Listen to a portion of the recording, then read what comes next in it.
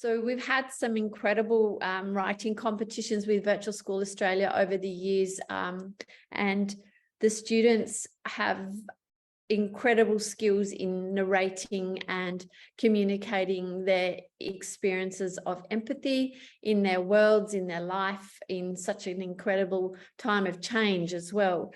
And writing is a cathartic, very powerful way for young people to communicate and to be able to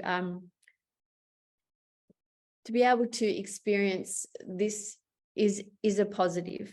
So we welcome these students, and we start off with Mariam when you're ready. Thank you.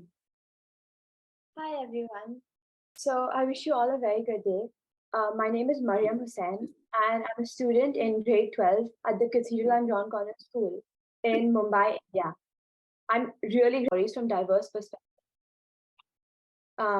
I have been both challenged and humbled by the daunting task of weaving a profoundly personal narrative entrusted to my care.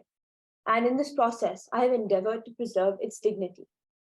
So now I present my story to you now in its raw initial version. Learning to love. She was only 7 when she tasted steel. Innocence met brutality. The unforgiving cold grew inside of her, numbing her buoyant spirit. She was 7 when the fragility succumbed to musty-smelling oppression. As she lay there motionless, she realized what had happened to her. Female genital mutilation.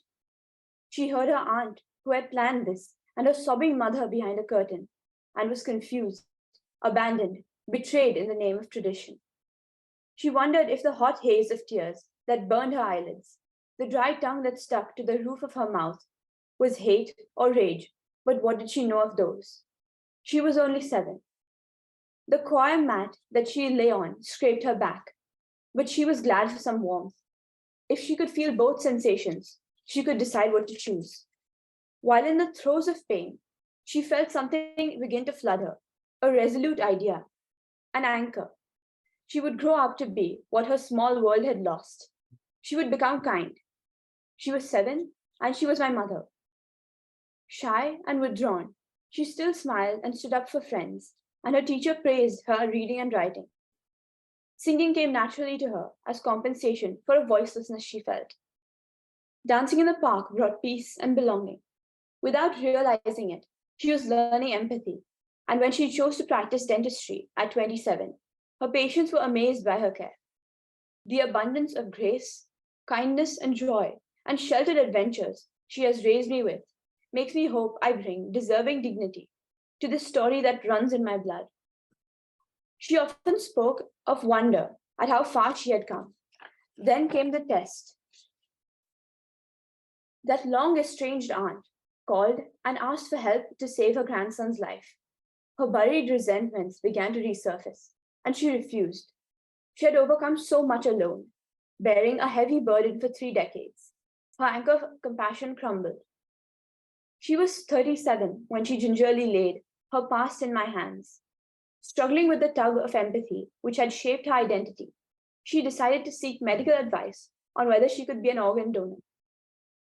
Laying in the hospital bed, ready to give away a piece of herself to sustain someone who had hurt her, she experienced an unforeseen, undeniable peace wash over her. When she woke up, weak but happy, she found herself surrounded by loving family and friends who were overflowing with appreciation and gratitude for what she had done. Proud of being able to build meaningful connections while also protecting herself and her boundaries, it finally all made sense to her. In that moment, she understood why her aunt was so desperate and felt true empathy for the first time. She realized forgiveness is a gift we give ourselves, freeing us from hate and anger and allowing us to move forward with compassion both inside and out. Learning to love had brought her deliverance. Thank you.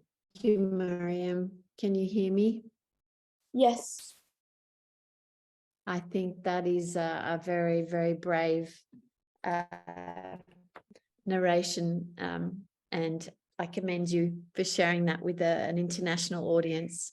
And I think the courage you've shown is incredible, and also more importantly, I think the level of empathy that you've shared and how you've explained that is very authentic. And I'm just digesting all of this. It's quite an intense piece of writing, and it's very well crafted.